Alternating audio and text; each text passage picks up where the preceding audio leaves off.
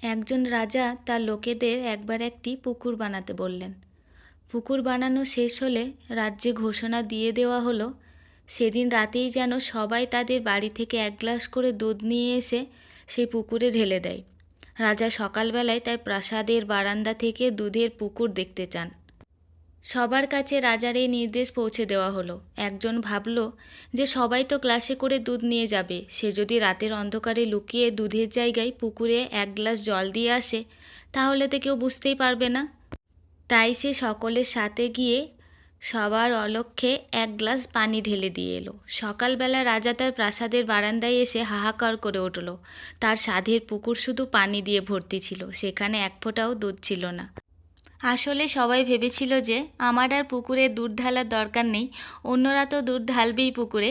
তো পুরোপুরি গল্পটা শুনে বাস্তবে কি বোঝাতে চেয়েছেন অবশ্যই একটা কমেন্ট করে জানাবেন।